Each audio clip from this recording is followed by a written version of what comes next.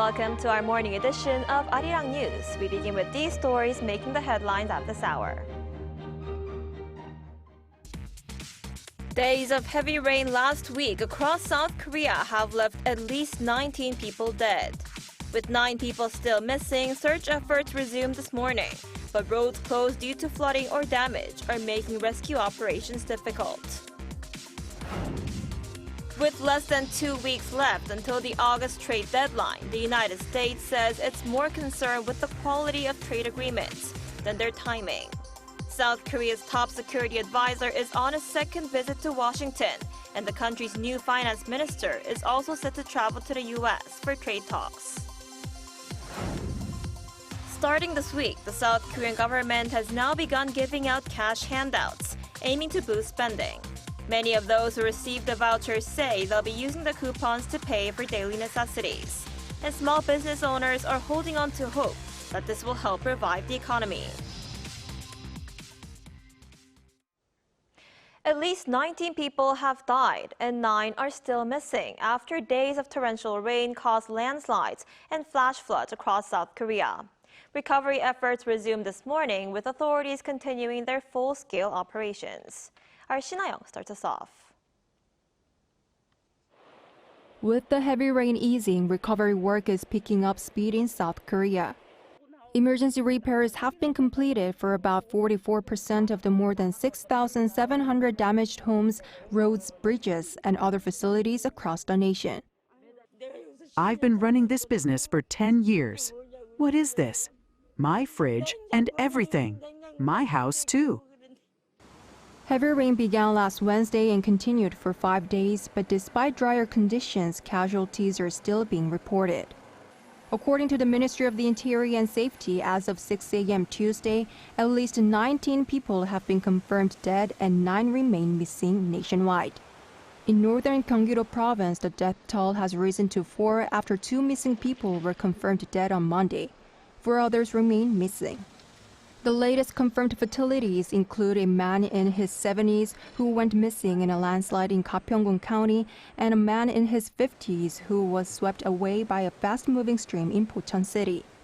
Search efforts in Gapyeong, which were stopped after sunset on Monday, resumed at 7 a.m. Tuesday.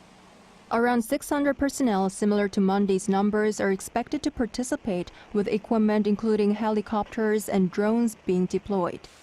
The situation on site remains difficult, with many roads closed due to flooding or damage. Several areas are also without electricity, water, or communication, making search efforts challenging. In Sancheong-gun County in Gyeongsang-namdo Province, search operations for the missing have entered their 4th day after heavy rain caused serious damage. Authorities continued search efforts until 7 p.m. the previous day and resumed them at 6:40 a.m. Tuesday. As of 6 a.m., 10 people in the region have been confirmed dead and 4 remain missing. The adverse weather also caused the deaths of 3 people in Chungcheongnam-do Province and 1 person in Gwangju City. More than 14,000 people nationwide were forced to leave their homes due to the heavy rain, and about 2,500 of them have yet to return. Relief supplies, including emergency kits, blankets, temporary shelters, and essential items, are being provided to those affected. Shinayong, Arirang News. And President Lee Jae-myung visited one of the areas hit hard by recent downpours, a southern county in Gyeongsang-namdo Province.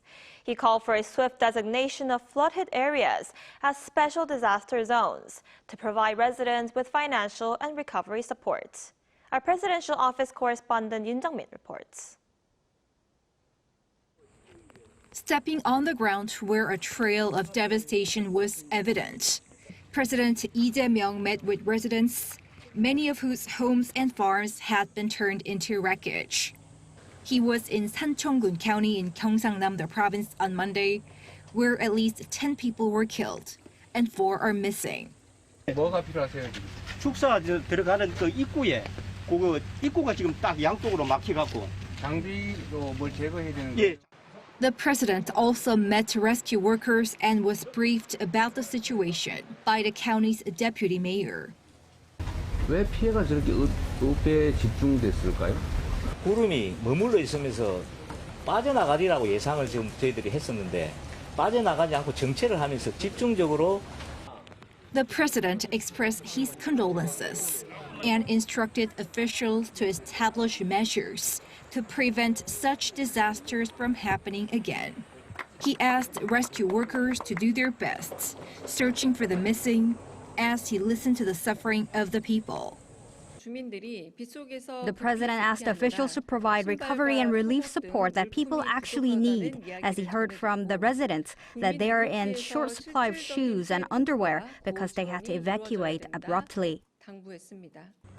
For that, he called for speedy aid, in line with the announcement the previous day, to swiftly designated areas hit hard as special disaster zones to help facilitate financial and recovery support, while also mentioning providing special grants. Present at the site was the new Interior Minister Yoon Ho-jung, who was instructed by the president to use all available measures to help support the residents affected. Yoon Jung-min, Arirang News. Meanwhile, South Korea and the United States will hold 2+2 high-level talks on tariffs this Friday in the U.S., ahead of the August 1st deadline. Deputy Prime Minister and Finance Minister Koo Yoon-chol confirmed the meeting on Tuesday, following an emergency economic session with key officials. This will be the first meeting between the two sides' top finance chiefs, with Koo having been just appointed to the position last week. And at the request of the U.S., South Korea's trade minister, not its industry minister, will attend the talks alongside the deputy prime minister.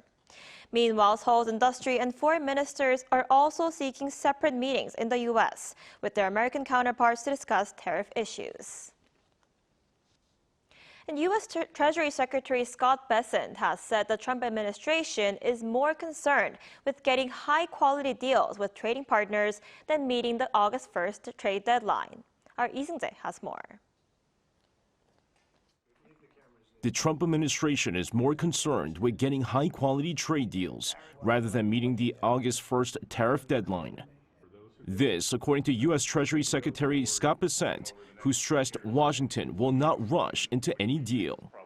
During a CNBC interview on Monday, Bessent said that the administration is seeking high-quality deals, adding that their trading partners were told that the rates could boomerang back toward the April 2nd levels. He added that Washington is not going to rush for the sake of doing deals. The comments come as trading partners such as South Korea, Japan, and others look to make deals before the August 1st deadline, when the Trump administration's steep reciprocal tariffs are set to take effect. On April 2nd, U.S. President Donald Trump announced the reciprocal tariffs, which took effect on April 9th. However, he paused them at that same day for 90 days to allow for negotiations, and later extended the pause to August 1st. When asked whether the deadline could be extended again, Bessent hinted that even if the tariffs go into effect next month, negotiations could continue. Meanwhile, with the deadline looming, South Korea's National Security Advisor Ri Sung-rak is in the U.S. to engage in high-level trade talks to accelerate tariff negotiations. We said earlier that Seoul had proposed a package deal encompassing economic and security considerations in the trade negotiations. Also, to advance trade negotiations, we said he proposed that President Lee Jae-myung hold a summit with Trump in the near future. Seoul's newly appointed finance and foreign ministers are also expected to visit the U.S. soon to discuss pending issues. Lee Seung-jae, Arirang News.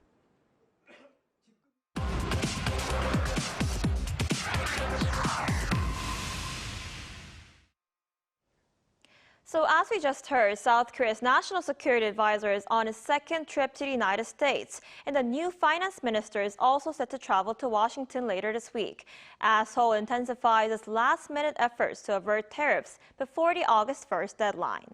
For more on this, we're joined by Professor Choi Hyun-jin, professor at the Department of Political Science at Kyunghee University. Professor Choi, thanks for joining us this morning.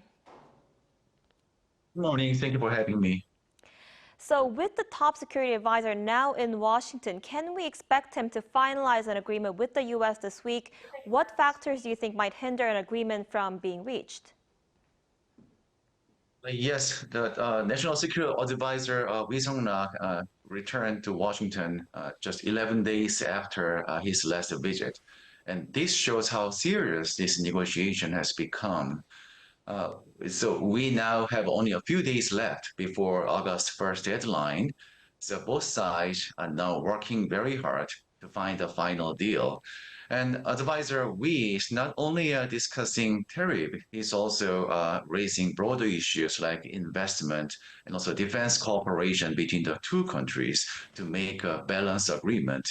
But there are still some challenges during this negotiation. The United States is asking South Korea to make some difficult decision, especially in agriculture and digital trade. Yeah. And these are very sensitive topics in Korea, and they could face strong public reactions of Korean people. So the Korean government needs to find a very careful balance between national interest and domestic support. And also, we should not assume that this round of talk will solve everything. So even if progress is made, disagreements may still remain among different ministries and also between different interest groups and political leaders. So in this kind of a high-level negotiation, the final decision often depends on last-minute political choice or even a summit meeting between leaders. So in short, we are in the final stage, and also progress is possible, but the outcome still depends on how well both sides manage the last few days. Right, we'll have to see how that plays out. And although it remains unclear who we will meet in Washington, there's also speculation that he could possibly meet U.S. Secretary of State Marco Rubio. So if they do meet, what might be on the agenda? Yes, if National Security Advisor we meet the Secretary of State Marco Rubio, I think several important topics will be on the table. The first is, as I said earlier, the most urgent topic will be tariff negotiation. Both sides will try to narrow their difference before the August 1st deadline, and South Korea wants to lower the high U.S. tariff on Korean car and steel, while the United States is pushing South Korea to open its market more, especially in agriculture and digital trade, for example, on American beef, apple, and also rice. And secondly, there may also discuss the defense cost sharing issue. The President Trump recently said that South Korea is not paying enough for U.S. troops in Korea, and this suggests that Washington may ask for a bigger increase in Korea's contribution. And Seoul is likely to emphasize that any increase should match the pace of Korea's defense spending, so it does not hurt our military readiness. And thirdly, the two sides could talk about a possible summit meeting between the two presidents, the President Lee and Donald Trump. And they agree that the summit meeting between the two leaders to help finalize a broader deal. But the schedule is not confirmed yet. And I believe the successful meeting between Lee and Rubio could help unlock that progress. I see. And like you mentioned, security is another key issue in negotiations with the U.S., especially as President Trump continues to pressure South Korea to pay more for American troops in Korea. How should South Korea respond to Washington's demands on the burden-sharing issue? Yes, that's a very challenging issue. President Trump is once again pushing South Korea to pay more for hosting U.S. troops in Korea. And this request is not new, but the pressure is now stronger, especially because trade and defense issues are now linked together. The South Korea strategy should be threefold, I believe. The first, we need to make clear that we are already contributing a lot.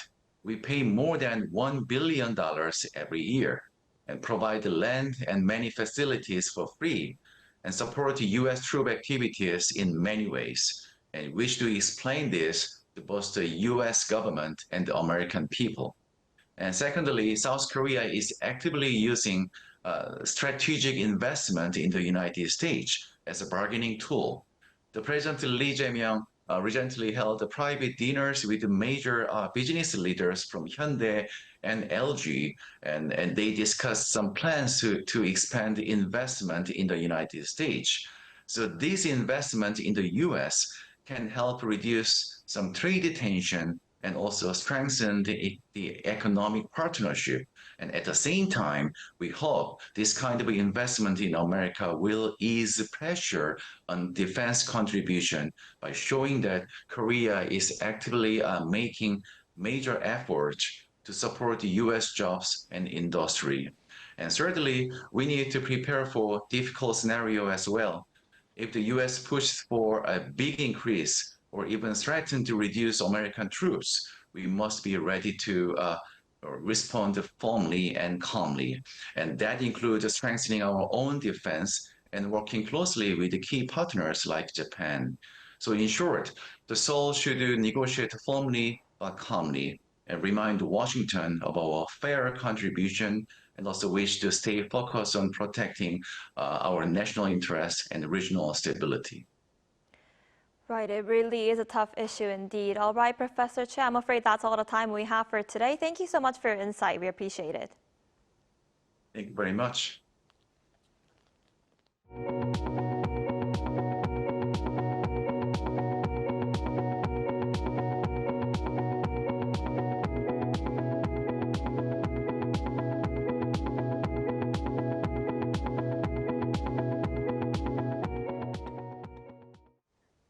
South Korea's producer prices went up last month after falling for 2 months, mainly due to high prices of agricultural and livestock products. According to the Bank of Korea on Tuesday, the producer price index in June rose by 0.1% compared to the previous month, as agriculture, forestry, and fisheries products saw an increase of 0.6%. The Bank of Korea says that the heat wave and heavy rain in July have made prices for farm and seafood products less predictable. It added that the higher oil prices from June might affect July's producer prices. And the first round of cash handouts were given on Monday as those in South Korea started applying for their consumption vouchers, aimed at improving people's livelihoods and revitalizing the local economy. Our Moon Ji-young went out to hear people's reactions on the first day of distribution. Immense public interest was evident on the first day of applications for the Livelihood Recovery Consumption coupons. Older members of society were seen lining up in front of community centers to apply, while the widespread enthusiasm also led to some credit card website servers crashing. I'm here at a local market in southern Seoul. The coupons can be used at small businesses like these. Many have said that they will be using the coupons to pay for daily necessities. Once I get this cash handout, I can definitely cut down on what I spend on food. So I think it'll really lighten the load, at least for a bit. You see, I've got 3 kids, and honestly, their academy fees cost more than I thought they would. Since it isn't exactly cheap, I really want to put this towards my kids' education expenses. On the small business front, owners are holding on to the hope that the consumption coupons will give the economy at least a temporary lift. I think it'll be easier for people who might have eaten less meat because it's pricey now. We expect this to create a virtuous cycle for the entire livestock industry. And if our sales increase significantly, allowing us to pay more in taxes. I believe that would be beneficial for everyone. I guess with these livelihood coupons, consumer spending will pick up for a little while, but it won't last long. So the market will probably only be active for a bit. And once these coupons are all used up, I'm worried the economy might drop again. Experts expect the coupons to boost consumption. However, they also point out that they are a stimulus measure rather than an economic growth strategy. When looking at different income levels, for high-income earners and upper-middle-income earners, the issuance of these consumption coupons is more likely to result in an increase in excess savings rather than driving additional consumption. Conversely, for lower-middle-income earners and below, we believe these consumption coupons will clearly and directly translate into consumption. Meanwhile, the government plans to meticulously work with local governments to ensure that not a single citizen misses out on receiving them. Moon Ji-young, Arirang News. North Korea will build an additional 5,000-ton Cheon-class destroyer by October 10th next year. According to the North Korean Central News Agency on Tuesday, employees at the Nampo shipyard held an event on Monday to mark the construction of what will be the regime's third 5,000-ton naval destroyer. October 10th was reportedly chosen as its completion date, as it is the anniversary of the founding of the North Korean Workers' Party. North Korea continues to step up efforts to strengthen its naval power, unveiling its first new type destroyer in April. A month later, it attempted to launch a second destroyer in the same class, but the ship capsized during the launching ceremony.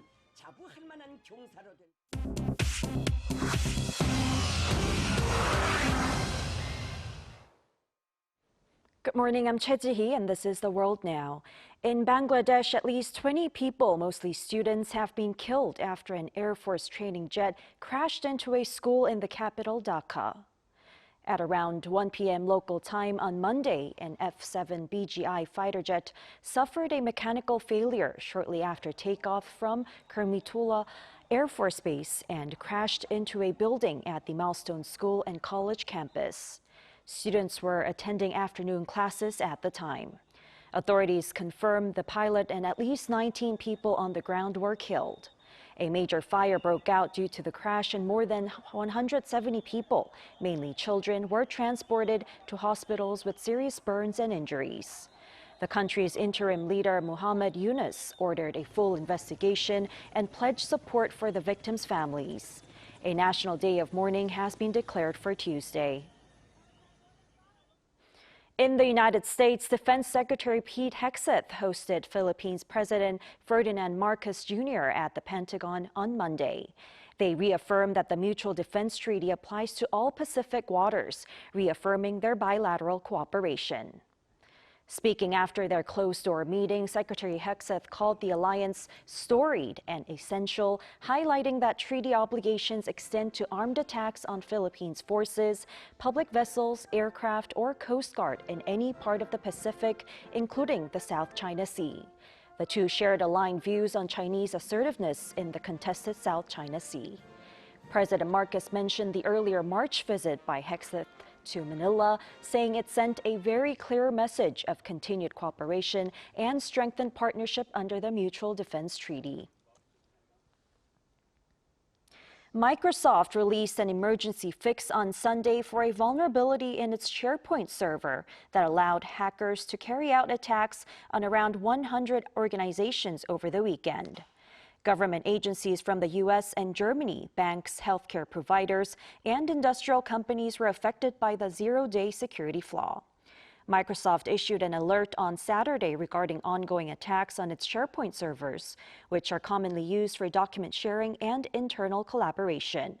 Cybersecurity firms iSecurity and Shadow Server Foundation uncovered the breach on Friday and warned that the actual number of infected servers could exceed 9,000. The FBI and Britain's National Cybersecurity Center have launched investigations into the campaign. In Brazil's São Conrado Beach in Rio de Janeiro, the remains of a dead humpback whale were discovered on Monday. The whale was in an advanced state of decomposition, and authorities cordoned off the area as people gathered to witness the unusual scene. According to biologists and fishermen, the remains are those of a calf that may have been separated from its mother during migration, as dozens of humpback whales pass along the Brazilian coast around this time of year.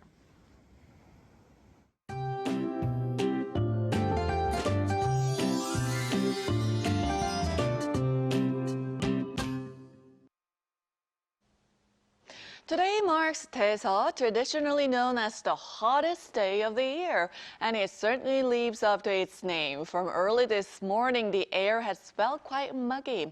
Seoul woke up to its third consecutive tropical night. Gangneung had temperatures close to a super tropical night, but overall feels like temperatures in most parts will be even higher with that high humidity.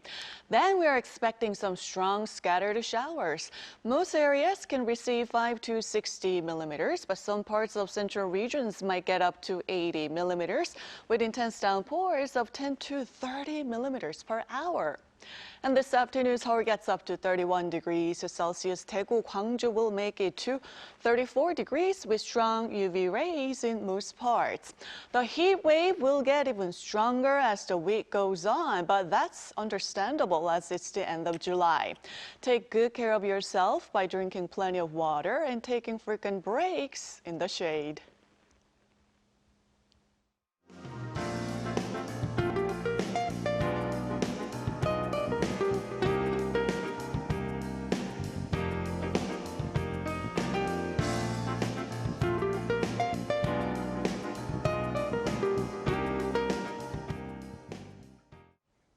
Now that's all we have for this morning. Arirang News will be back at 5 p.m. Korea time. Thanks for watching.